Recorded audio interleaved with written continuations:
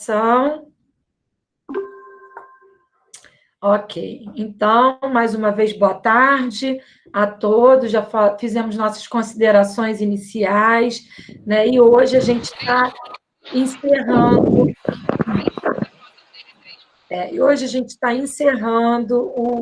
Esse ciclo, né, de alimentação escolar. A gente está encerrando o ciclo com essa temática, né? Porque dentro do projeto, e na verdade ele é retomado de tempos em tempos. Tem algum microfone aberto, aí eu acho que está dando retorno aqui na minha fala. Para você está tudo ok? Posso seguir, né? Então, tá. Então, esse ciclo ele está sendo muito enriquecedor. Hoje a gente tem, né? A gente vai falar sobre a ética na atuação do nutricionista na alimentação escolar, mas o enfoque é no restaurante universitário. Então, ao longo, né, desse mês, com essa temática, a gente teve um nutricionista falando da política, né, do PNAE propriamente dito. A gente teve um nutricionista falando dessa atuação nas escolas privadas. A gente teve outro nutricionista falando dessa atuação nas escolas públicas, e a gente não podia esquecer dos estudantes universitários, né? Então, hoje, a gente tem exatamente esse enfoque no restaurante universitário. E a gente tem como convidada a nutricionista Renata Machado. A Renata é mestre em epidemiologia pelo IMS na UERJ. Ela é doutora em ciências médicas pela FCM, também na UERJ. Ela é coordenadora do Sistema Integrado de Alimentação da UFRJ, é vice-presidente do Conselho do Rio de Janeiro e é coordenadora do projeto de extensão Horta Orgânica de Punk e especiarias do restaurante universitário da UFRJ e da Rede RU. Então, Renata, a gente só tem a te agradecer o seu aceite, a sua presença, a sua participação, que você fique bem à vontade e que a gente possa aproveitar, né, esse final de sexta-feira. Eu queria só falar para você, né, para você ficar à vontade. A gente separa, conforme as perguntas vão aparecendo no chat, a gente separa, mas isso é só para você ficar mais à vontade e a gente poder te colocar as perguntas no final. Mas se você quiser conseguir, né, ver as perguntas e também quiser responder naquele momento, você fica à vontade, é de acordo com com a sua melhor colocação ali, tá? Naquele momento. Tá bom? Obrigada, Renata. Muito obrigada. Primeiramente, eu gostaria de agradecer o convite, fiquei muito feliz.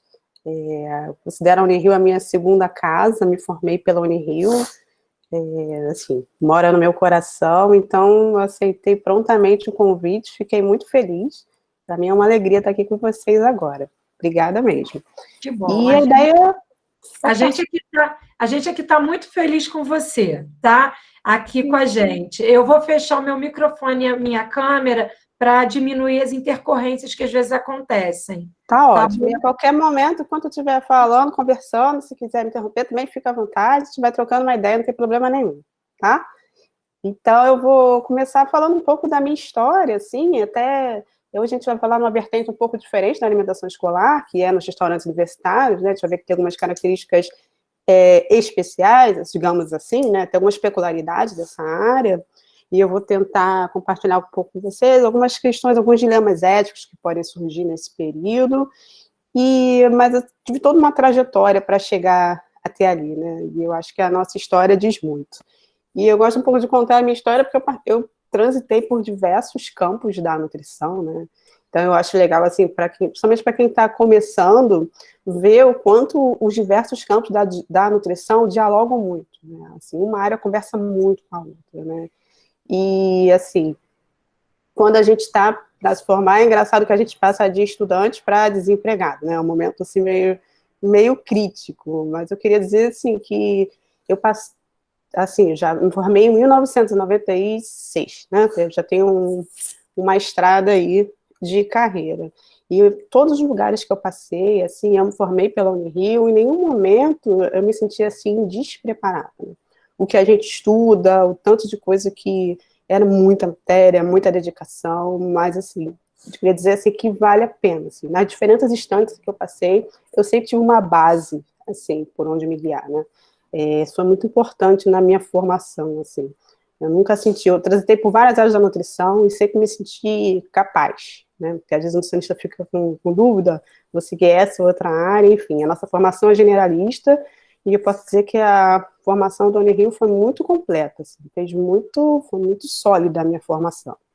E, enfim, a minha primeira experiência profissional foi ainda enquanto estudante, né? Eu prestei o concurso da Secretaria Municipal e fui estagiária acadêmica bolsista lá no Centro Municipal de Saúde da Gávea, né?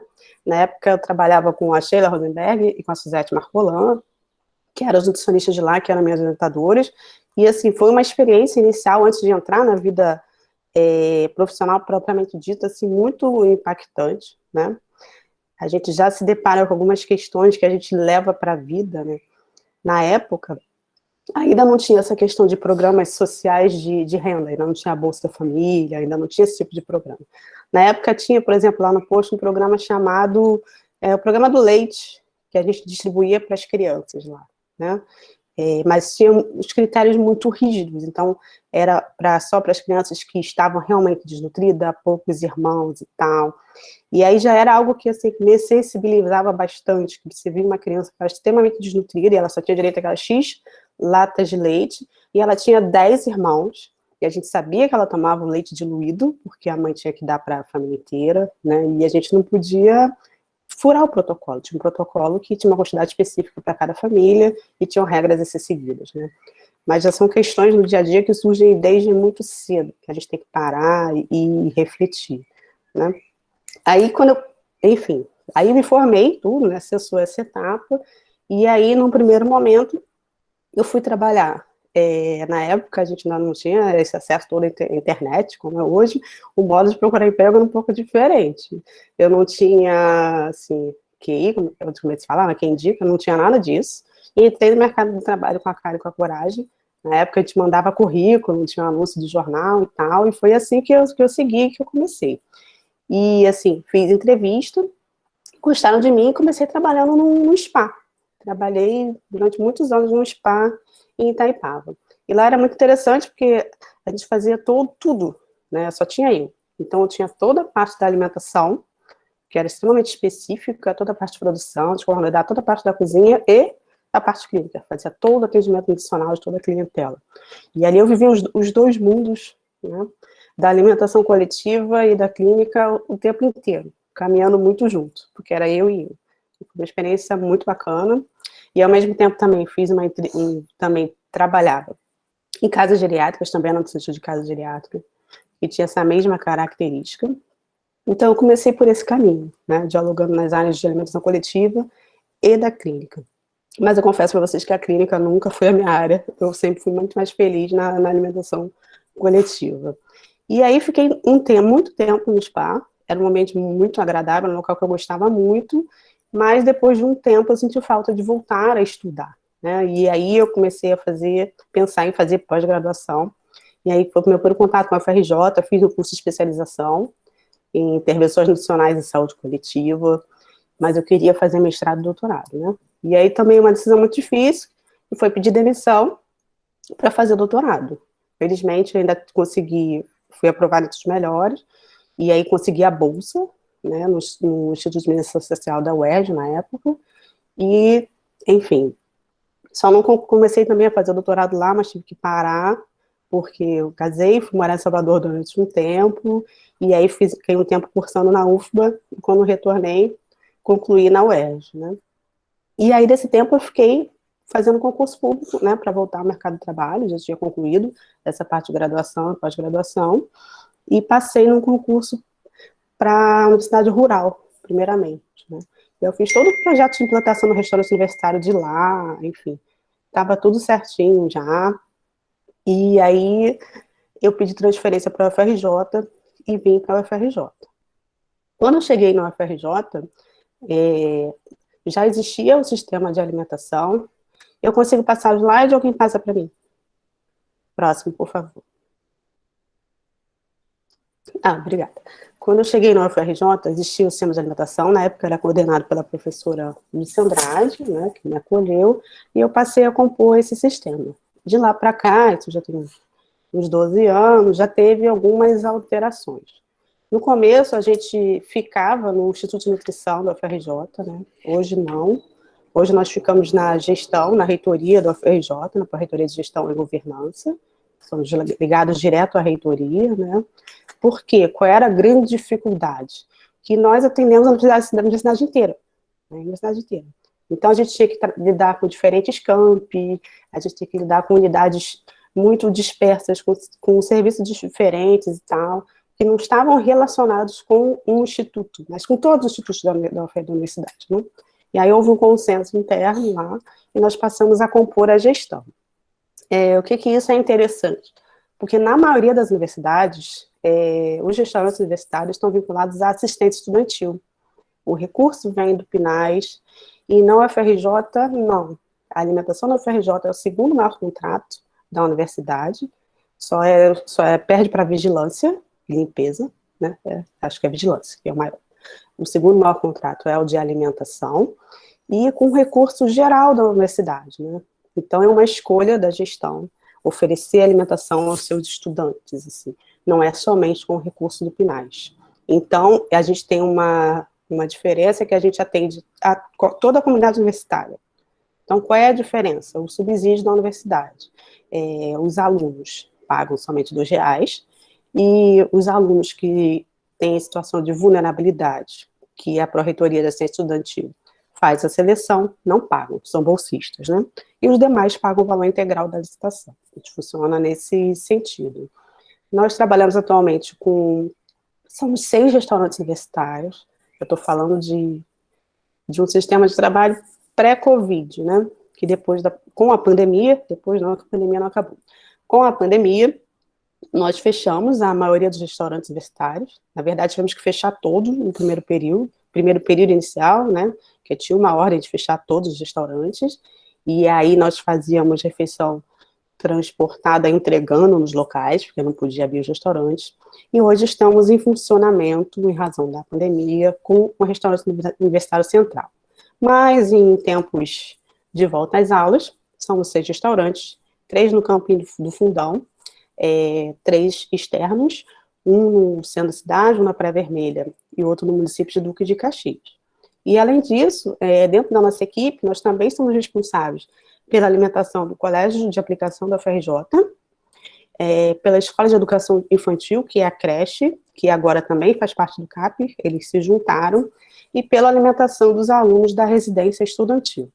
Então, tudo isso e mais, a gente tem uma característica de restaurante escola. Então, dentro dos RU, a gente tem estágio curricular de nutrição e de gastronomia, né? Fora a interface com outros cursos de graduação. A gente tem uma característica de restaurante escola. Então, tudo isso junto é o que a gente chama de sistema da alimentação da UFRJ. Então, em geral, eu falo do RU, que é o maior, é o grande público, mas a gente tem outras questões envolvidas no nosso dia a dia. Pode passar. Eu vou tentar passar um pouquinho um panorama geral de quem somos, né?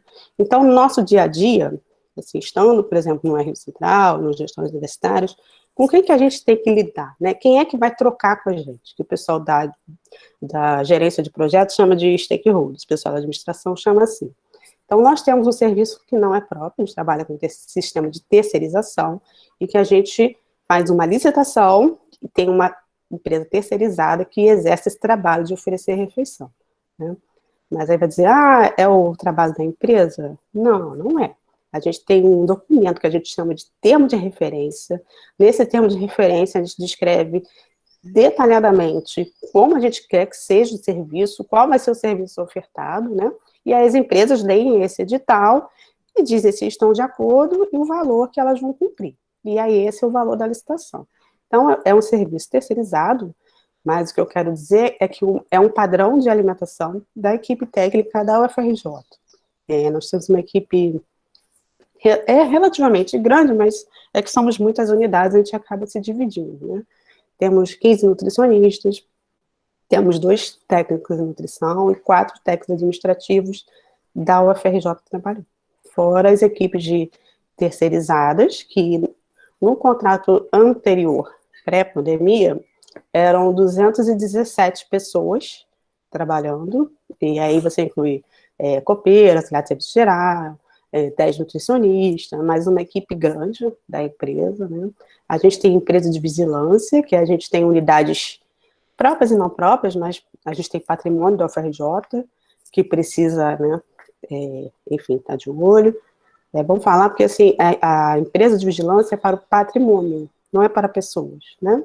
Então, a gente tem um prédio isolado, a gente precisa de alguma atenção ali. E a gente interage o tempo todo com a comunidade universitária de um modo geral. A gente atende desde, enfim, todos, assim, os docentes, o pessoal que trabalha no HU, também não frequenta, são pesquisadores, são bolsistas, são voluntários, são estudantes, são participantes de projetos de extensão, enfim, é um público extremamente eclético. A maioria, a grande maioria, são estudantes de graduação, tá? A gente atende também estudantes de pós-graduação, não fazemos distinção, todos os estudantes são atendidos da mesma forma, tanto de graduação quanto de pós-graduação, tanto stricto sensu quanto lato sensu. Então, esse é um pouco o panorama de quem nós somos. Acho que só tem mais um slide sobre isso, pode passar, por favor. Isso que eu já falei isso, daí assim, a gente foi pensado para ser um restaurante escola, né? Então, dentro do RU, a gente, vou botar no nosso site lá do YouTube para o pessoal ver, eu fiz uma espécie de visita guiada virtual, que a gente sempre faz uma visita técnica, né? E agora com a pandemia não pode ter. Aí o pessoal falou, você pode fazer uma visita virtual? Eu falei, posso sim. Aí gravei um vídeo assim, meio B, que eu não sou profissional, mas ficou legal. Enfim, a gente tem essa característica de restaurante escola, então a gente está o tempo todo trabalhando. A gente tem uma coordenação acadêmica dentro do RU, que é o Instituto de Nutrição, que atualmente é a professora Verônica Figueiredo. A gente tem os estágios curriculares e a gente recebe pessoas de diversos outros cursos. Por exemplo, a gente recebe pessoal da engenharia de produção. Todo semestre, o professor da engenharia de produção faz um trabalho conosco, porque lá funciona 24 horas. Então, tem uma linha de produção enorme, com 3 turnos de trabalho e tal. E aí eles fazem aqueles projetos. O pessoal da psicologia gosta de trabalhar com a saúde do trabalhador. O pessoal da odontologia vai lá ensinar higiene bucal, da odontologia, desculpa, higiene bucal. O pessoal da química, da engenharia ambiental, enfim, eles fazem uma interface multidisciplinar com diversos cursos da UFRJ, e é uma experiência bem interessante, assim, uma oportunidade bem legal, que eu acho que só o fato de ser um restaurante universitário escola, com essa concepção, que permite. Próximo, por favor.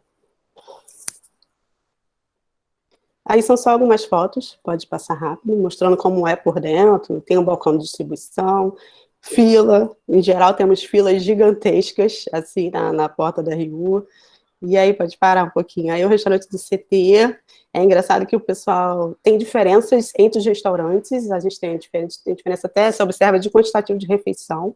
Na área de tecnologia, você percebe que tem muito mais homens, né, por exemplo. Então, você percebe que eles comem mais rápido, o tempo de espera na fila é diferente, o tempo que eles permanecem no restaurante é diferente, eles não ficam muito tempo ali. Já o restaurante Letras, que é na área de humanas, o pessoal tem uma tendência a socializar mais no restaurante, então eles ficam mais tempo sentados. Às vezes a fila demora mais um pouco, porque tem um rodízio maior, né? É importante falar que a gente tem uma demanda de atendimento maior do que o que a gente consegue atender. Então, a gente tem uma tendência de expansão, e a tendência é criar novos restaurantes mesmo, porque a gente não consegue atender a todos que precisam, essa é a realidade atual. Então, quando eu comecei a trabalhar nos 3 RU, hoje são 6, e ainda assim a gente tem uma demanda que nem todos conseguem, por causa da limitação de horário e tal, e das filas. Pode passar. Então, é bom a gente pensar assim, que a gente está num ambiente de muita gente, pessoas muito diferentes, com relações diferentes, tem relação de trabalho, né, de de empresa com os funcionários, tem relação de patrão com empregado, tem relação de UFRJ com empresa, tem relações entre as empresas, tem relação de todos esses pares com os estudantes, que é uma relação completamente diferente. É um mundo extremamente complexo, assim, né, que as relações interpessoais são as mais diversas. Eu lido ao mesmo tempo, em um dia, com o professor, PhD, pós-doutor, de não sei de onde, e com o auxiliar de serviços gerais. No nosso dia a dia, a gente lida com as pessoas mais diversas, né? E com o estudante, que é um público diferente, com o estudante usuário, e com o estudante aluno, que é como se fosse um aluno da casa, que ele está lá no laboratório dietético, ele está na sala de aula, temos sala de aula dentro do RU. Então, são relações muito diferentes, e que geram questões diferentes e complexas que cabe a gente refletir. Funcionamos de domingo a domingo, 24 horas. Né? Então, é um local com características, assim, peculiares. A gente procura fazer um cardápio que só tem uma opção de prato proteico, né? Mas a gente consegue ofertar um prato vegano. Por que a gente chama de vegano e por que a gente escolheu oferecer assim? Por que não é um prato vegetariano como era? Por algumas razões. Primeiro, é que a gente vive num momento em que muitas pessoas escolheram, ou por opção, ou por necessidade, não comer carne, né? E a gente procura pensar sempre em ser inclusivo. Existem muitas pessoas com necessidades alimentares especiais, né? A gente pensa em contemplar. Então, na verdade, o que a gente chama de prato vegano, que na verdade é um nome que a gente escolheu para dar segurança às pessoas, porque quando a gente chamava de vegetariano, os veganos não comiam. E o próprio vegetariano não tinha certeza de quais ingredientes entravam, então ele também ficava com medo de comer. Aí eles ficavam perguntando para a copeira, leva leite, leva manteiga, leva não sei o quê. Não leva nada de origem animal. E aí a gente trocou o nome para vegano, para as pessoas terem mais segurança, se sentirem mais à vontade para consumir. E ele não só é vegano, como qualquer alimento de origem alergênica mais forte, né, sei lá, amendoim, alguma coisa assim, não vai. Nesse prato não vai. É para ter uma garantia de inclusão às pessoas que não puderem consumir aquele prato principal. Né? Trabalhamos com arroz integral sempre, né? E a bebida sempre a opção sem açúcar. E a gente trabalha com restrição transportada e produção local, dependendo da unidade. Isso aí somos nós, basicamente. Esse é o nosso perfil, né? Pode passar. E aí, eu queria começar a pensar, puxar uma reflexão com vocês sobre a gente está oferecendo alimentação para pessoas, não são poucas pessoas, são 10 mil pessoas, né, por dia.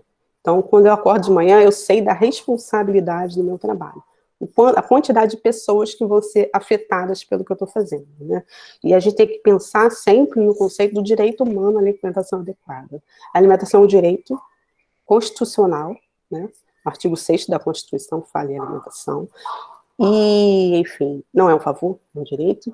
E existem muitas pessoas que não têm acesso a esse direito. Quando a gente fala em universidade, a gente pode pensar que talvez seja um público um pouco mais elitizado, digamos assim, mas a realidade é que existem muitos alunos em situação de vulnerabilidade, em que a única refeição que eles fazem no dia é no restaurante universitário, não são poucos os alunos, é a única refeição deles mesmo, e, enfim, já vi alunos desmaiar de fome na fila. Então, mesmo a universidade sendo um ambiente considerado assim, no senso comum, como um ambiente privilegiado, ainda é um ambiente em que a gente tem muita desigualdade e muitas pessoas com vulnerabilidade com relação à alimentação. Tá? Não é todo mundo que come muito bem em casa porque está na universidade. A realidade de hoje não é essa. Então, quando estou fazendo um planejamento dietético de cardápio, quando eu estou pensando na alimentação que eu vou oferecer ali, a gente tem que ter sempre isso em mente, né? Pensando nas pessoas que estão em situação de insegurança alimentar e que têm o seu direito de uma alimentação violado. Pode passar.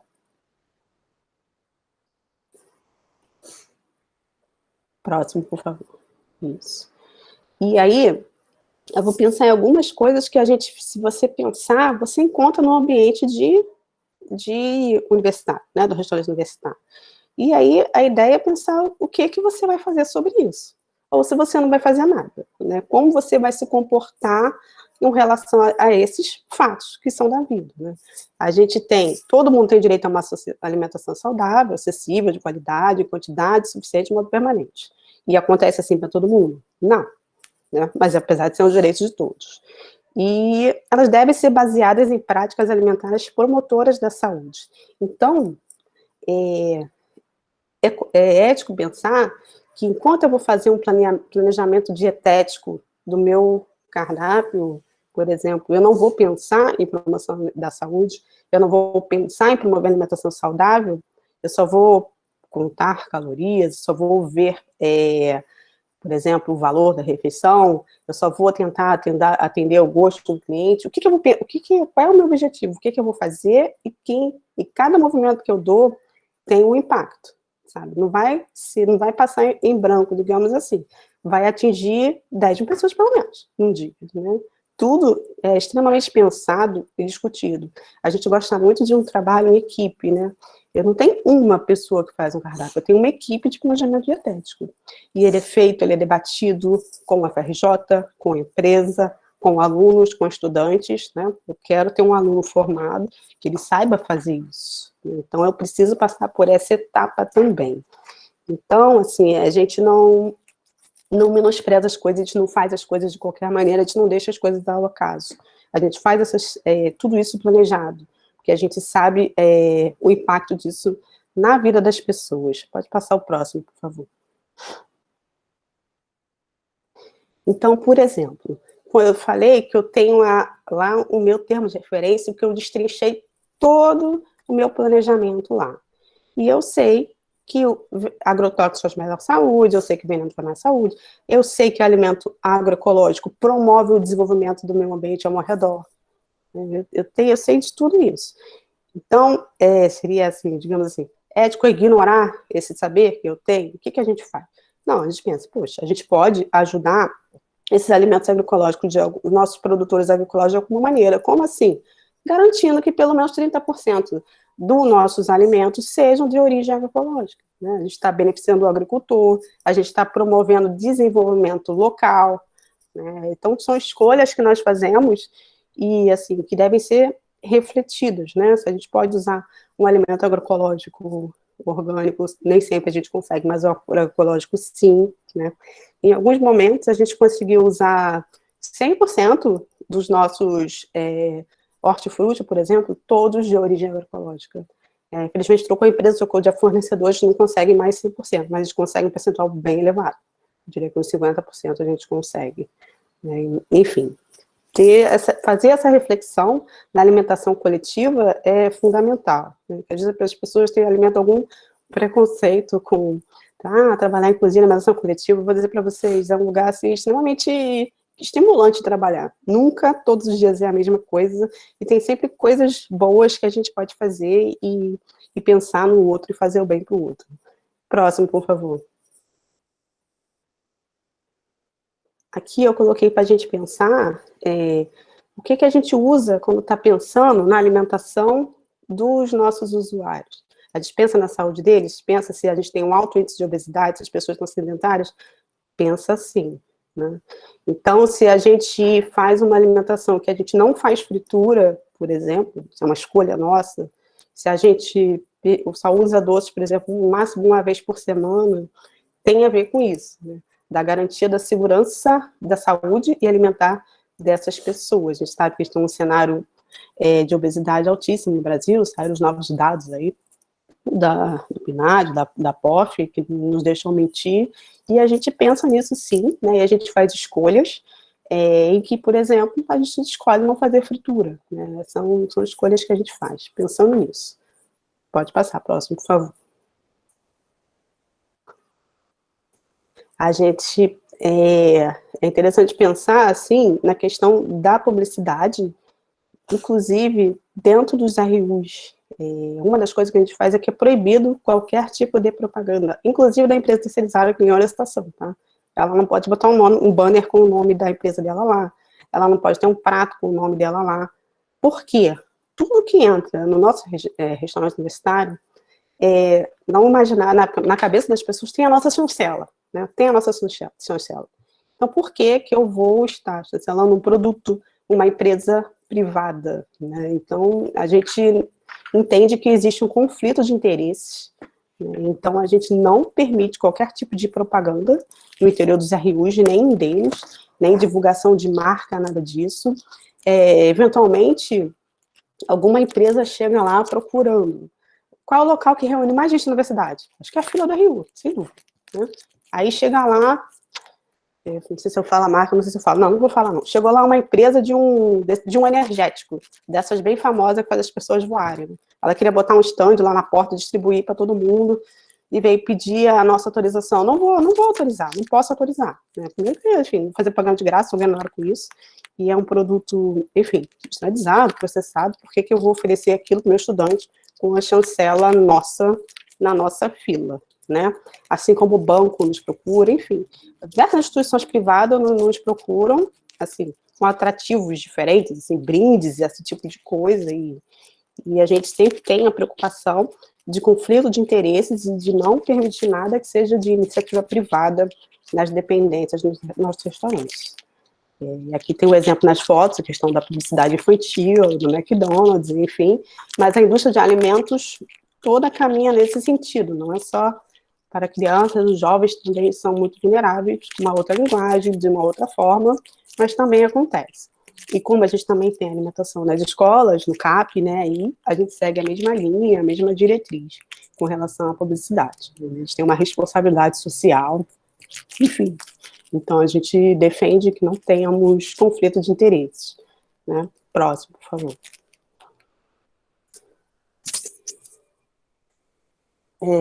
Aí é do mesmo, assim, valorização dos circuitos locais de abastecimento. Isso a gente procura fazer, surgiu no restaurante universitário há mais de 10 anos, a gente tinha a Feira Agroecológica da UFRJ, surgiu na RU, por razões de melhorar a venda, a gente espalhou pelo campus, né, esse projeto muito bacana, que surgiu com a nutricionista Nádia e a Iris, tudo. Então, a gente procurou desenvolver feira agroecológica mesmo, para valorizar o produtor, o artesanato, o pessoal local, enfim, com essa ideia de desenvolvimento dos pequenos e de sustentabilidade da nossa região, né? Então, a gente está sempre pensando em como desenvolver quem está perto da gente, sabe? Se a gente puder colaborar com uma área, com alguma ação, por que não, né? Desde que não seja, que não tenha nenhum conflito de interesses. Nesse caso, a gente tem uma parceria muito bacana com os agricultores, né? Pode passar.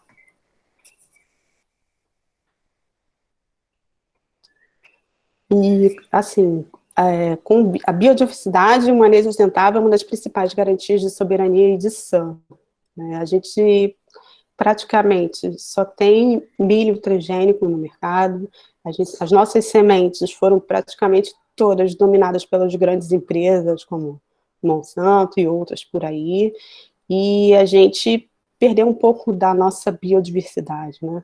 E pensando nisso, foi que a gente criou o projeto de Punk na RU, que a gente planta coisas mais diversas, e algumas que as pessoas nem entendem como alimento, mas que são, né? É legal que se você contar na ponta dos dedos, né, fazer um exercício assim, quantas espécies diferentes você come por dia? Às vezes, dependendo da pessoa, não chega a 10, contando nas pontas do dedo. E tem mais de 10 mil espécies que a gente pode consumir, né? Então, a gente tem esse projeto de horta orgânica, em que era um lugar que só tinha grama, era dinheiro para a universidade que tinha que mandar podar aquilo todo dia, não tinha nada, completamente liso, e hoje é um mal barato, assim, tem diversos tipos de punk, fruta, tem frisalhas de mamão, batata, tudo que é tipo de punk, enfim, e feito, assim, com um projeto de extensão, com amor à agroecologia das pessoas, sem recursos, né? Qual é o recurso que nós temos? Pessoas, né? E com pessoas a gente conseguiu desenvolver um projeto muito bacana. A gente consegue fazer um trabalho lindo de compostagem, evidentemente que a quantidade de produção de recursos orgânicos do RU é gigantesca. O nosso sonho é um dia conseguir compostar aquilo tudo, mas a gente não consegue. Mas alguma coisa, ao longo do ano passado, 2019, a gente conseguiu compostar 16 toneladas de resíduos. Então, já é alguma coisa, né? Já é uma preocupação. E, assim, poderia ter ido para um lixão qualquer. E a gente conseguiu reaproveitar, e a gente integra uma rede que a gente chama na universidade de rede de agroecologia, e que todo mundo é parceiro, todo mundo troca, e é muito bacana, assim. Pode passar. Enfim, então eu quis fazer essa introdução de sustentabilidade, né, pensar em sustentabilidade, pensar em violação de direitos, que isso está muito presente no nosso dia a dia. Se você refletir, a gente está lidando com isso o tempo todo. É algo muito, muito presente. E agora eu vou falar com vocês assim, de alguns dilemas, algumas coisas assim, pode passar. Tendo como base isso que a gente pensa, que eu conversei com vocês, que todo esse nosso compromisso com sustentabilidade, com o meio ambiente, com soberania alimentar, né? A gente tenta reciclar tudo que a gente usa, tudo a gente tenta reciclar. A gente recicla papelão, a gente recicla vidro, a gente recicla as lâmpadas, a gente recicla o óleo de cocção, a gente recicla copo plástico, né? E aí veio a pandemia e deu, digamos assim, uma rasteira na gente. Por quê? Tudo que a gente tentava de evitar de resíduos ao máximo de reciclagem, a gente veio um momento de refeição transportada, com quentinhas, que independente da quentinha, nenhuma delas é de fácil reciclagem, né, e talheres descartáveis. Né? Isso trouxe um grande desconforto para a gente, e tem muita preocupação com sustentabilidade, e é algo que a gente ainda está aprendendo a lidar, ainda não temos uma solução mágica para as quentinhas, não. Mas quentinhas que as pessoas pegam e ficam espalhadas pelo campo e geram aumento de resíduos, é algo que incomoda muito e é algo que ressente, né? A gente nunca ofereceu nada em quentinha, que traz um desconforto que a gente ainda está estudando a melhor maneira de lidar com isso. Mas foi uma emergência, né, mundial, a gente teve que fazer. E, enfim, vamos compartilhar algumas demandas, algumas questões para a gente pensar éticas, pensando nesse todo conhecimento que a gente tem, pensando no nosso cliente. Quem é o nosso cliente? Os estudantes, a universidade inteira, e os trabalhadores da universidade, né? É o seu colega, é a sua classe, a sua sociedade, e, enfim, esse é o nosso cliente que a gente vai lidar. Próximo, por favor. E aí, alguns dilemas éticos, a gente tem a alimentação coletiva, os profissionais precisam estar preparados para o reconhecimento de conflito ético.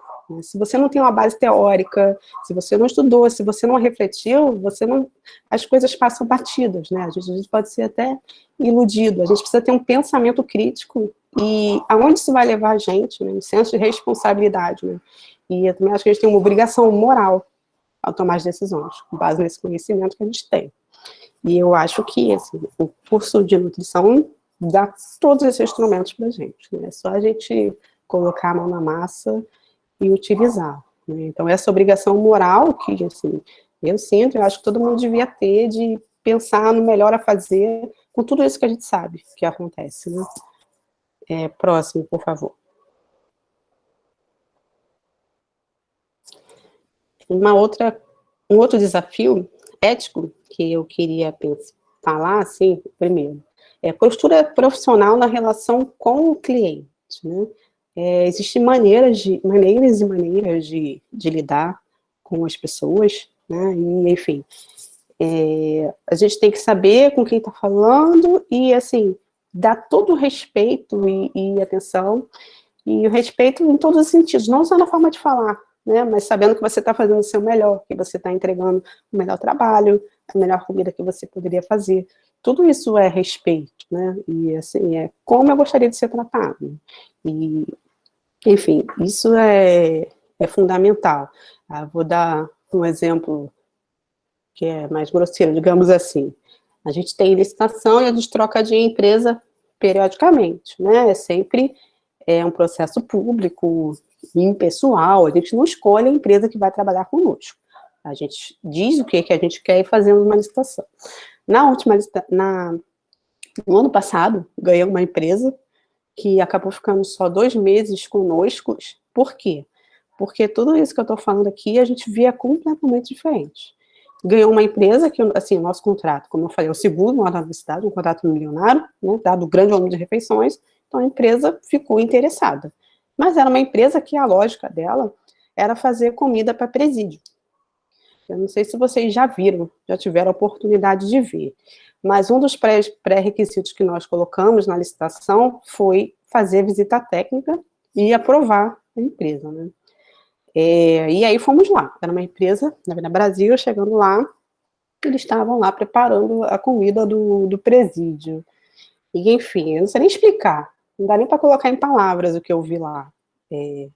Enfim, o arroz era feito em baldes no chão, a comida era uma mistura de um embutido lá que eu não sei nem identificar o que era, não tinha uma hortaliça, um legume, era um arroz e um feijão, cara, cuspidos, o chão era quantidade de gordura, eu tinha que me equilibrar para não cair no chão, não tinham colheres, nem utensílios, as coisas eram feitas com baldes. E o mesmo balde que eles usavam para fazer comida, eles usavam para fazer limpeza. É uma situação assim que, sinceramente, nunca vi na vida. E, enfim, conseguimos, usando os mecanismos legais que nos permite trocar de empresa. Mas, assim, se fosse alguém que não se incomodasse, se não tivesse sido esse cuidado, né, que refeição que eu estaria oferecendo a esse meu estudante, né? Seria um cuidado de conservação de temperatura, de higiene, né? O que seria isso, né? Assim, comigo, pessoalmente, onde eu estiver, isso nunca vai acontecer. A casa nunca vai cair na minha cabeça. Mas a gente precisa ter uma visão crítica e um pensamento de procurar saber, de ver. Se eu não tivesse pedido para ir lá ver, eu não ia saber. Porque falando não dá para ter dimensão do que eu vi lá. Só vendo. Né? Então, ter essa preocupação, né, de procurar fazer o melhor para as pessoas. E o que eu gostaria de fazer para mim. Nesse local, as pessoas que trabalhavam lá, a nutricionista e a equipe não comiam a comida de lá. Eles pediam comida da rua. Né? Então, eu vou fazer uma comida que eu não como, para dar para as pessoas comerem. Né? Que ética é essa? Né? Próximo, por favor. São algumas reflexões, né, gente, assim, e a vida às vezes coloca a gente em situações difíceis, a gente não tem resposta para tudo, mas a gente sempre pode pensar e refletir minimamente, isso a gente pode sempre fazer, pensar no que a gente está fazendo. O segundo desafio ético é humanizar e acolher, né, a superespecialização na área de saúde atribui à técnica um valor superior ao do cliente, né, ninguém é melhor do que ninguém, né, e eu vejo isso, às vezes, entre profissionais, né? Para quem está se formando agora, vocês não sabem o que vocês vão fazer amanhã. Às vezes está num lugar e às vezes está no outro, né? Eu já vi em alguns lugares, assim, a postura, por exemplo, de um nutricionista, porque é concursado da UFRJ, tem uma postura muito, como é que eu vou dizer, não sei nem dizer, como é que eu vou dizer, uma postura opressora, sabe, com relação ao outro, porque o outro não é concursado, sabe? Então, que tratamento é esse que eu estou dando para o meu colega, né? Ele se forma igual a mim. Né? Se eu passei no concurso, ele trabalha numa empresa. Por que eu sou melhor do que ele? Por que eu preciso humilhar, maltratar? Né? Então, pensar nesse tratamento do outro e a mesma coisa com o cliente, né? Sempre uma relação de respeito. O aluno chegou lá para falar com você, quer dar uma opinião, quer te ouvir. Eu sempre escuto todo mundo. Tá? Minha sala é sempre de portas abertas. Aliás, eu nem tenho sala, faço questão de ficar no meio de todo mundo. Que eu acho que todo mundo merece ser ouvido. E eu acho que é ouvindo as pessoas que a gente consegue fazer um serviço melhor. Eu gosto que as pessoas falam comigo. Ah, não sei o quê, desculpa te ligar. Não, pode me ligar. Atendo todo mundo e falo com todo mundo. Todo mundo tem a sua importância e merece ser ouvido. Mas ouvido de verdade, né? Não é assim, só escutar por escutar. Então, esse é sempre um desafio, assim, atender públicos diferentes e necessidades diferentes. Daí vocês vão enfrentar isso o tempo todo, né? Ao mesmo tempo que você está lidando com o diretor da empresa, né? Uma vez eu dei uma multa numa empresa de 50 mil reais, no dia seguinte o dono da empresa chegou lá, pegou o avião e chegou para falar comigo. Ao mesmo tempo que eu estou falando com o dono da empresa, eu tenho que tratar com o SG, com a copeira, com o cozinheiro, e todos com o mesmo respeito, sabe? Todos merecem respeito, independente da posição que ocupam. Isso é algo que passa pela vida da gente o tempo todo. E algumas pessoas têm um pouco de dificuldade de lidar com isso, e é bom pensar, refletir e se colocar no lugar do outro, né? De tratar como você gostaria de ser tratado. Próximo, por favor.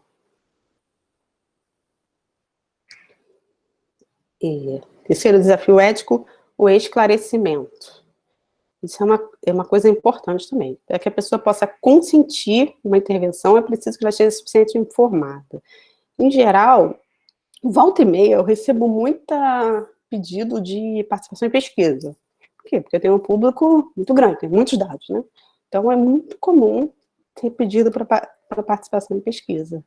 E aí eu peço uma coisa simples, que é, então, por favor, você me manda aprovação no comitê de ética, para a gente começar a conversar. Muita gente ficou ofendida, porque eu pedi isso, e enfim, tem pessoas do Brasil todo, não, mas aqui a gente não trabalha assim. Eu falo, eu entendo, mas eu trabalho, né? Se não tiver num cadastro. Por quê? Porque se a pessoa passou por um comitê de ética e pesquisa, ela se comprometeu a garantir um sigilo de dados, ela se comprometeu a passar uma informação para o usuário, a não fazer mau uso da sua informação, né? A gente tem informações.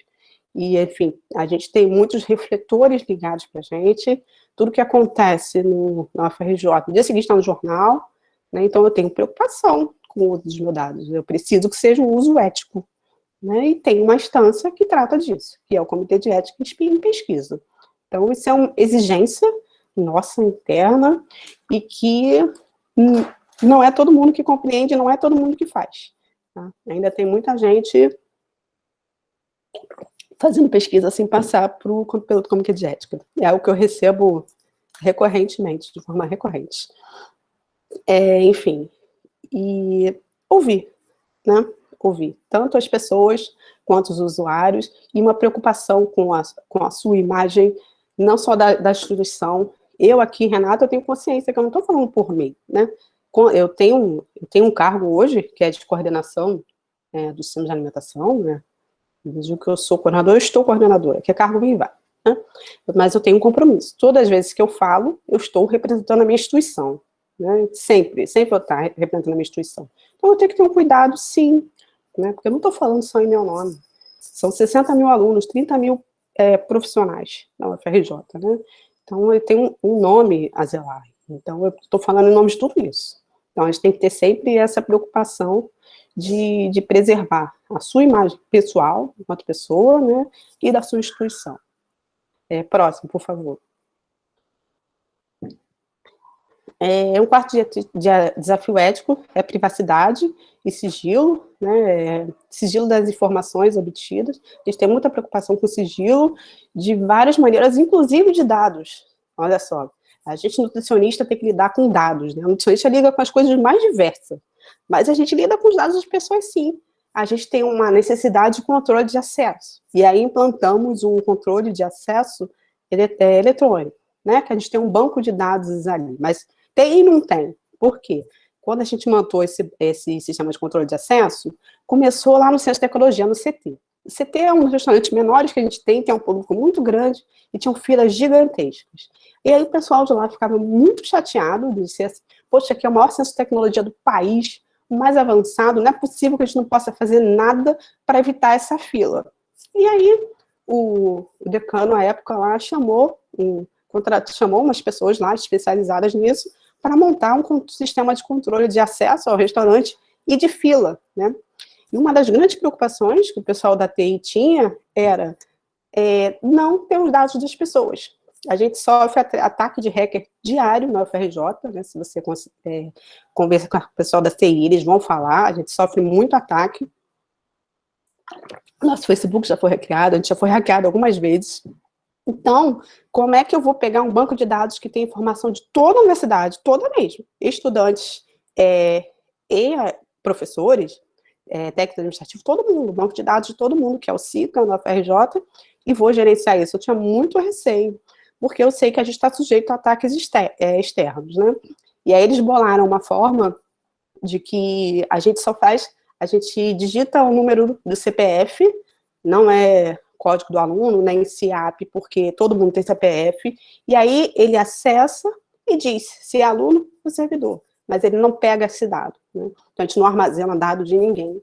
Então, podia ser uma besteira, podia ter passado batido, podia ser mais fácil eu falar, baixa os dados todo mundo aí, deixa aí no computador e eu consulto, mas eu não quis fazer isso, que é um risco muito grande, a gente é vulnerável, a gente não é especialista em segurança da informação, e a gente vai sofrer um ataque e vão roubar os dados de todo mundo da UFRJ, né? Por sorte, o menino que é o programador, Na época ele era estagiário ainda, quando ele ainda era estagiário, ele foi contratado pela emissora de televisão maior aí. Enfim, o garoto era um gênio, então ele tinha muita facilidade de fazer. Mas nas pequenas coisas que a gente faz, a gente tem que estar pensando na privacidade e no sigilo das pessoas, né? E na confidencialidade da informação. Eu não posso estar divulgando, o aluno isso fez isso, o aluno aquilo fez aquilo, o professor tal. Isso não é ético. A gente tem que preservar as informações e as identidades das pessoas, né? Então, a gente não tem nem conosco esses dados, né? E eu tenho essa mesma preocupação quando alguém for fazer uma pesquisa, sabe? Sempre, sempre. De preservar o sigilo de todo mundo. Próximo, por favor.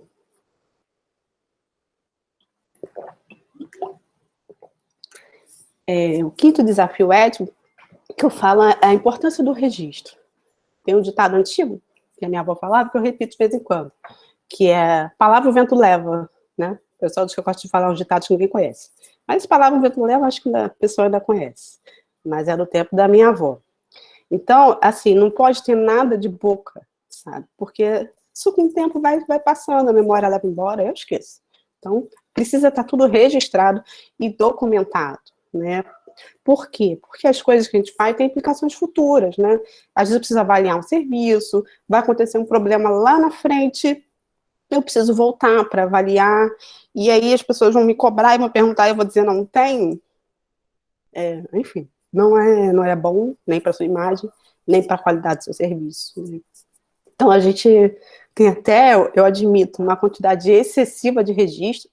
A gente tem inúmeros formulários, né? As empresas, quando chegam, ficam um pouco enlouquecidas com a gente, mas é uma preocupação que a gente tem de deixar tudo registrado, sim, tá? Do serviço, todas as temperaturas, horários, quem entrou, quem saiu, que horas, que quantidade.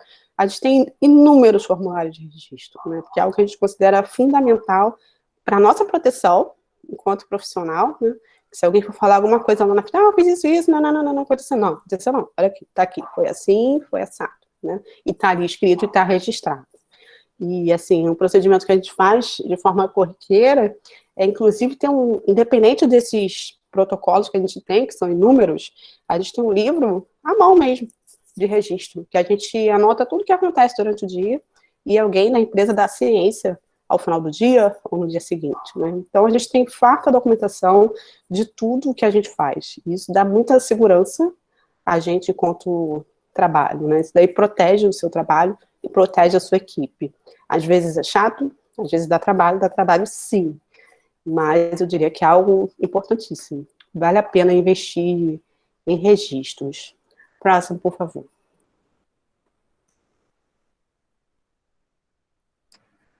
O sexto desafio ético, eu acabei já falando um pouquinho dele antes, que é a interferência na adoção ou não de estilos de vida saudáveis, né? As ações públicas que visam interferir no processo de saúde e doença, né? Então, eu tenho sempre como norteador das minhas ações as políticas públicas. A gente tem como base Política Nacional de Segurança Alimentar, a gente tem como base o Guia Alimentar para a População Brasileira, né? Agora, em tempos de Covid, a gente tem várias legislações novas, a gente tem regra de URAS, tem legislação da Anvisa, enfim, tem todo um arcabouço de conteúdo técnico-científico, né? Estudar é uma missão para a vida toda, a gente está sempre lendo, estudando, e a gente sabe o que é melhor, a gente sabe o que é bom, e você vai escolher usar ou não usar isso no seu dia a dia profissional, né? Eu gosto de trabalhar no restaurante escola, e eu sempre gosto de diminuir sempre ao máximo a distância entre a prática e a teoria. No meu entendimento, eles têm que caminhar juntos, né? Por que que eu estudei uma coisa, que eu tenho um saber e vou usar outro? Por que que esse meu conhecimento não pode ser a minha prática, né? Se eu tenho lá um guia para alimentação saudável que fala que eu não devo usar ultraprocessados, pelo menos não diariamente, por que que eu vou oferecer isso aos meus estudantes? Por que que eu ofereceria isso às crianças? É algo que parece até sem sentido. Então, a gente tem, assim, essa questão do estilo de vida saudável e dos nossos guias da profissão mesmo, e toda a literatura científica como base o tempo todo. Tá? A gente trabalha com a prática, caminhando junto com a teoria, sempre. Isso é uma escolha que a gente faz e é pensado, enfim, e é feito assim. A gente entende isso como um dever, né? Como uma obrigação, né? De compartilhar conhecimento e vida saudável com as pessoas que estão junto com a gente, com os nossos usuários. Próximo, por favor.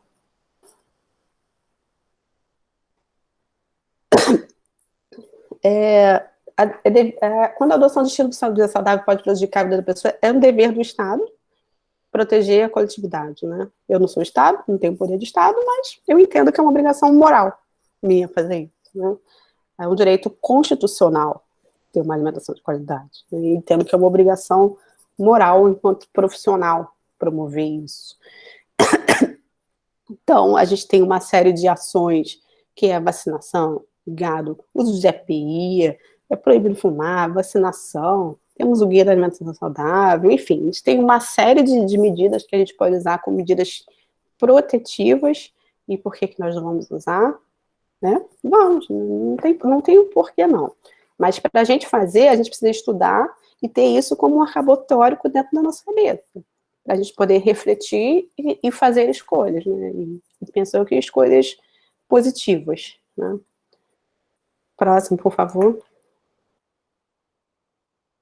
Então, já concluindo, chegando próximo no final, é inerente a todas as profissões o compromisso, o engajamento, o comprometimento e a atuação ética. Isso significa respeito, tanto por quem nos contrata e remunera, quanto pelas pessoas que atendemos e a quem diretamente ou indiretamente prestamos serviço, né? Próximo, por favor.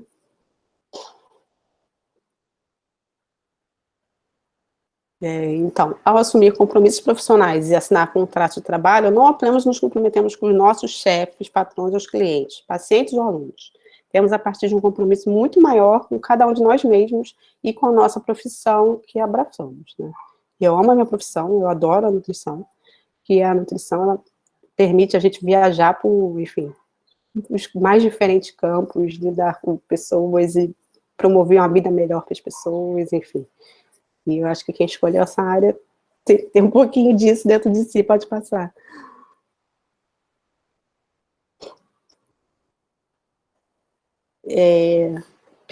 Falando um pouco disso, tudo isso que a gente passou, assim, todas as nossas atitudes, mesmo que você não perceba, né, os nomes passam a ser avaliados e percebidos no âmbito profissional. E o mundo da nutrição, apesar de ter muita gente, é um ovo. Você acaba que conhece muita gente, né? E você acaba ficando conhecido também. E você pode ficar conhecido por coisas boas, por ter uma conduta boa, ou não, né? As notícias correm. Então, você, no seu dia a dia, você está formando a sua imagem, né? Você está criando a sua identidade profissional. Então, pensar nisso, que as nossas atitudes estão sendo vistas, percebidas por quem está ao nosso redor. Está sendo percebido pelo cliente, pelo colega, está todo mundo vendo o que você está fazendo. E pensar em fazer de forma legal, que eu acho que todo mundo quer passar uma imagem positiva, né? E lembrar que toda vez que você estiver atuando, você está falando por você e pela sua profissão. Você vai estar falando, talvez não você, José, João, Maria, mas você, nutricionista, né? Enfim. Uma crítica, talvez a você, não seja uma crítica pessoal, mas a todos os profissionais de nutrição, eles têm um peso, né? A gente tem que refletir sobre isso. Próximo, por favor. É um pouco disso que eu queria compartilhar com vocês, assim. Eu confesso que eu não abri aqui para as perguntas, mas, assim, estou à disposição para responder perguntas, dúvidas, curiosidades, e, enfim. Esse é um pouquinho da nossa história lá na UFRJ. Renata, a gente tem muito para agradecer a você. Olha, tem alguns elogios aí ao longo do chat, que está tudo aí. É o que está entrando mesmo, são os elogios para você. Obrigada. Que vocês desenvolvem lá. A gente acaba nem tendo, né, conhecimento de tudo isso. Isso abre assim, uma perspectiva muito grande, até porque A Unirio, ela também já tem hoje, né, um restaurante escola, mas ainda não funciona dessa forma, mas quem sabe ele está passando aí por uma reestruturação, né? E a partir de então, quem sabe a gente pode estar tendo novas mudanças e implementações, eu nem estou com a minha câmera aberta, e implementações aí, né? Eu acho que é muito legal quando a gente tem toda essa troca e essas informações que a gente acaba não conhecendo, né? Não tendo. A gente só tem que te agradecer.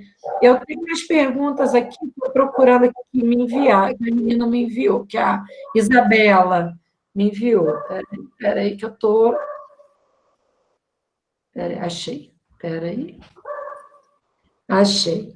Ela pergunta aqui como é que é a aceitação dos alunos em relação aos cardápios. Você falou que tem o cardápio, né? Que é o vegano, e que antes parece que eles até... o questionamento, né? Então, por isso, vocês passaram a tratá-lo como vegano. Mas como é que é a aceitação no geral, né? Vocês fazem pesquisa de aceitação? Como é que... Ótima pergunta. Fazemos, sim, enfim, quantitativos de refeições, a gente tem um desafio diário, haja bolinha de cristal. Mas, assim, varia de acordo com o cardápio do prato principal. Tem alguns cardápios que são os queridinhos do pessoal. Então, por exemplo, um dia de estrogonofe, por exemplo, a aceitação do vegano é bem menor. Aí vai de 15% a 20%. Aí um outro cardápio que não é que todo mundo gosta, aí já aumenta. Tem uns cardápios que as pessoas gostam muito. Sei lá, um bobó de bico, uma moqueca de banana da terra, um bolinho de batata doce. Tem uns veganos que o pessoal adora. Então, vai de 15% a 30% de acordo com os dois cardápios. Um influencia no outro. É por aí. Em geral, não passa de 30%, a média é 20%.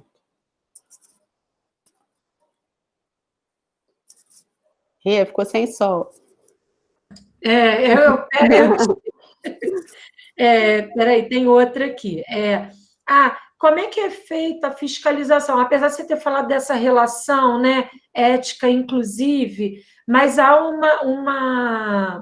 uma fiscalização Sim. que é feita, né, em relação à contratante e à contratada. Como é que é feito isso? Nós, da equipe do UFRJ, nós somos os chamados fiscais de contrato. Nós compomos uma equipe de fiscalização, em que a gente fica em todos os RU, e a gente supervisiona a execução daquilo que foi pedido, né? Mensalmente, tem um instrumento que chama Instrumentos de Medição do Contrato, e que a gente faz uma avaliação de todos os itens, né? E dependendo do cumprimento ou não dessas ações, a empresa ela pode ser penalizada já no mês em até 15% do valor da nota, né? Então, eles ouvem muito o que a gente fala, porque se eles não cumprirem, eles são penalizados. E, independente desse contrato mensal, se houver alguma inadequação, a gente também pode abrir um processo de execução contratual, que a empresa pode ser penalizada de formas até mais graves e ficar até sem licitar. Então, eles ouvem bastante o pessoal da Comissão de Fiscalização, porque pode ter impactos sérios, e o que mais preocupa eles é o pecuniário, que dói no bolso da empresa. Tá? Então, a gente tem uma equipe razoavelmente grande, e que a gente está presente em todos os locais para fazer essa fiscalização. Isso é bem interessante, né? Porque aí vocês conseguem manter todas as exigências sendo atendidas também, né? Sim, a gente faz, assim, a gente primeiro faz uma comunicação verbal, mas a gente sempre deixa registrar no livro de ocorrência, e se houver repetição, a gente faz um ofício, e se ainda assim eles não tomarem providência, a gente manda apurar o processo de execução mesmo. Entendi. Tem uma outra aqui, que quando você fala da horta, né, das punks e dos temperos, e aí há uma pergunta, se vocês conseguem utilizar o que é plantado lá no restaurante. É bem legal. Assim, a gente tem limitação de usar no restaurante por causa dos volumes, né? É tudo de tonelada.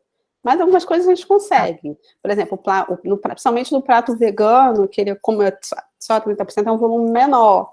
Então, a gente consegue, por exemplo, a chai é algo que você consegue plantar que espalha muito. Aí tem um local que é da rede de agroecologia lá, que tem uma grande plantação de chai, a gente consegue chai com volume. E aí a gente faz bolinho de chai e tal. E a gente fez para as crianças do CAP, que a gente chamou de bolo do Hulk, com a chaia, que era um bolo verde. As crianças amaram, fazem sucesso. O pessoal das aulas práticas usa muito a horta, principalmente da gastronomia, eles estão no meio da aula, muito engraçado. Aí sai da sala, dá um pulinho, vai lá na horta, cata alguma coisa e tal, e traz.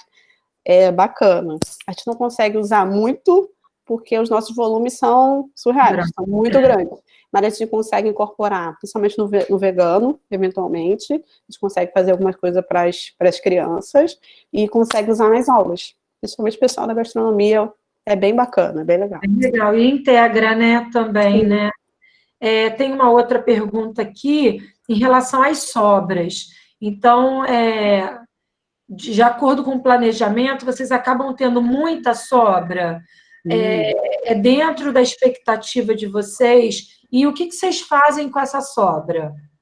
Ótima pergunta. Sobra é algo que é muito ruim.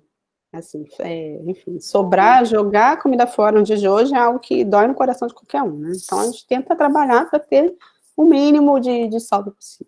Assim, eventualmente, algumas coisas fogem ao nosso controle, a gente não consegue sempre, mas a gente tenta acertar, né? A gente usa algumas estratégias. Por exemplo, como a gente tem produção local, a gente usa a estratégia por partida. Vamos supor que eu vou ter no almoço aqui, por exemplo, 3.000 almoços, previsão, 3.000 almoços.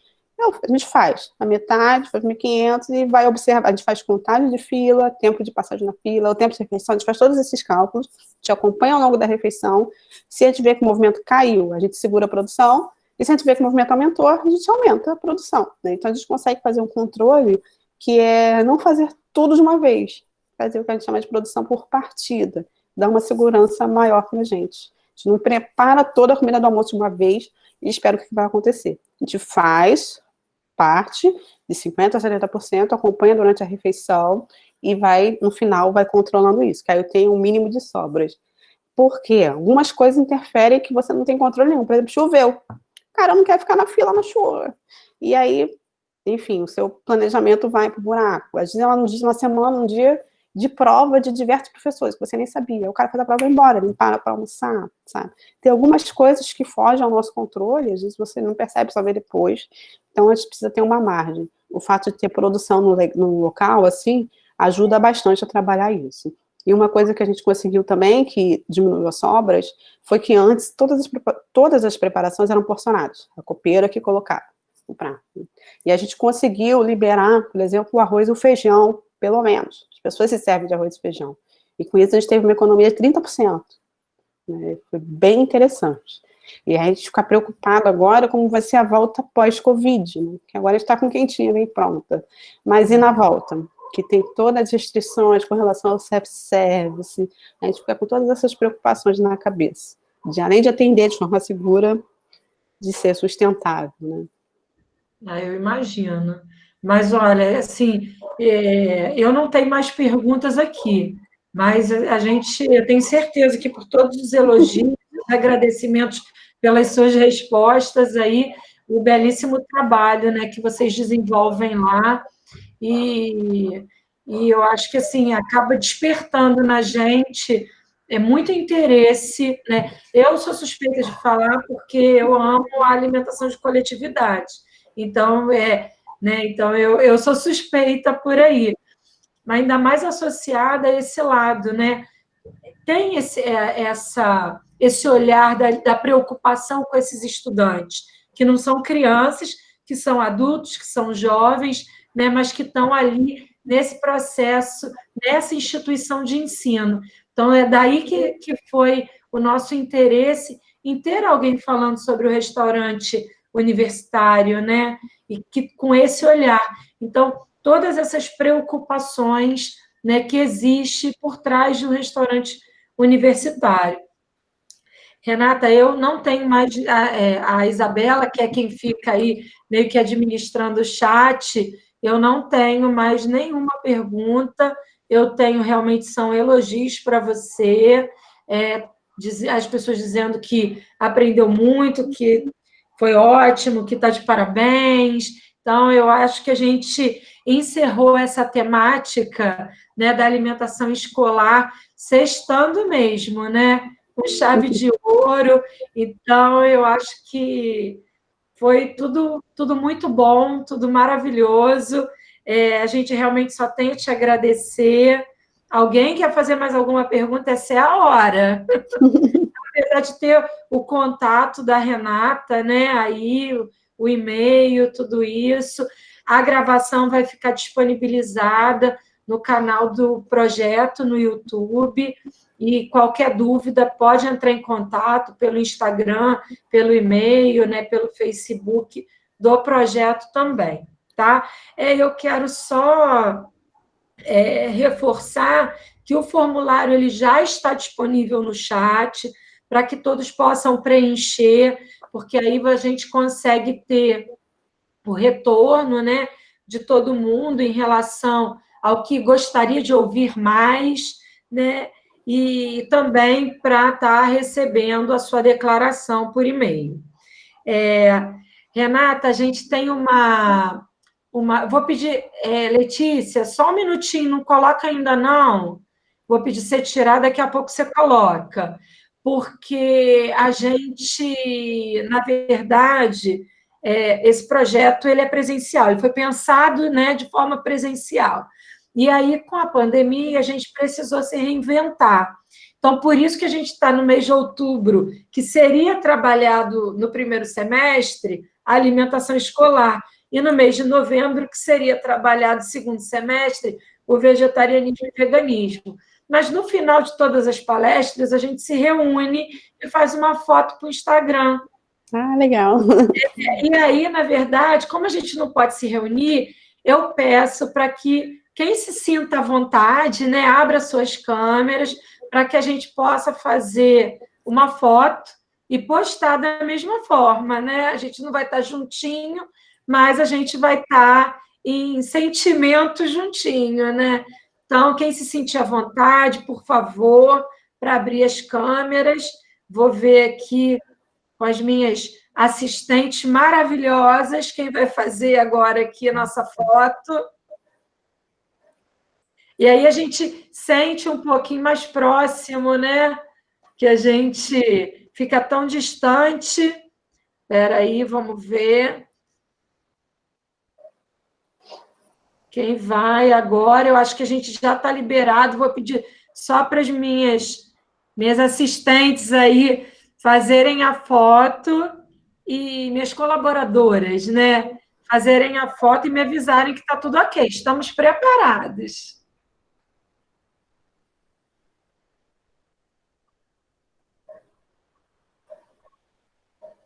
Tudo ok, meninas? Estou aguardando o retorno. Tudo ok? Ok. Já tiramos a foto. Renata, mais uma vez, muito obrigada pelo convite, tá? Foi um prazer estar com vocês. A gente que tem que agradecer. A Unirio mora no meu coração. Então, sempre que precisarem, contem comigo. E nós estamos à sua disposição também.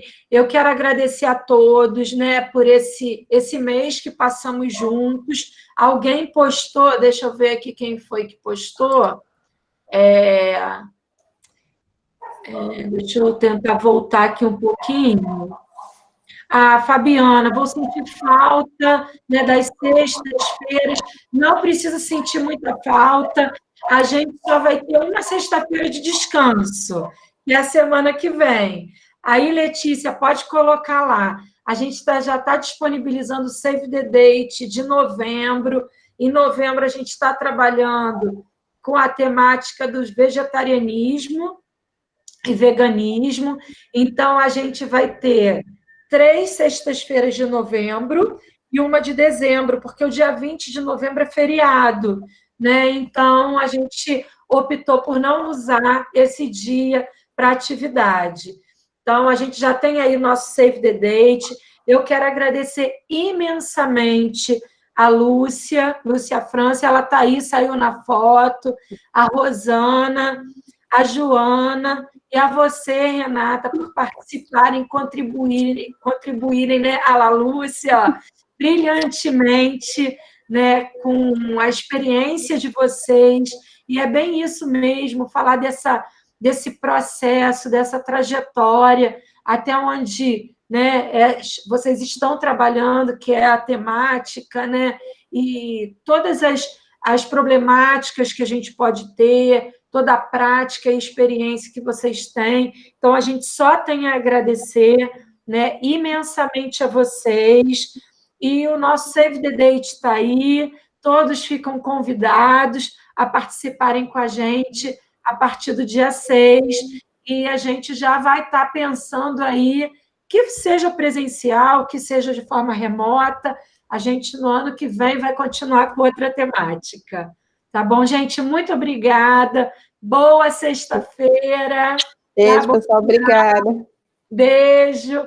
E que o nosso final de semana seja aí abençoado, né? Um beijo para vocês.